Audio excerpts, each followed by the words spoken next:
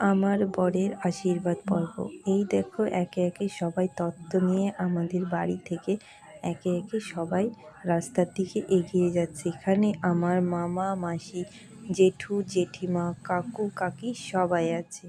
এই যে আশীর্বাদে যাওয়ার প্রথম গাড়িটা ছেড়ে দিল, এই চলে গেল। এরপর একে একে তাদের বাড়িতে সবাই ঢুকছে। এখানেও সেমভাবে সবাই হাতে তত্ত্ব নিয়ে একে একে মামা মাসি সবাই পৌঁছাচ্ছে।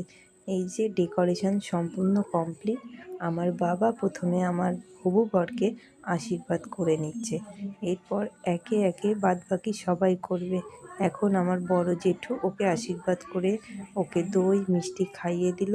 এরপরে আমাদের বাড়ির পাশের একটা দাদু ওকে আশীর্বাদ করে দই আর মিষ্টি খাওয়াচ্ছে।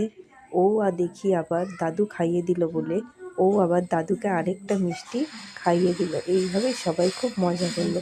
এরপর আমার শ্বশুরমশাই ওকে আশীর্বাদ করে নিচ্ছে।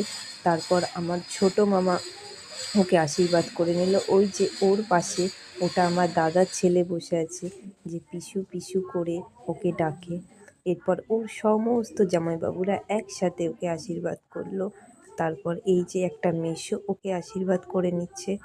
সবাই আশীর্বাদ করুন যেন আমাদের বিবাহিত জীবন এইভাবেই সুখে হয়। এবং সবশেষে ওর বৌদি ওকে আশীর্বাদ করে নিচ্ছে। এইভাবেই শেষ হলো আশীর্বাদ পর্ব।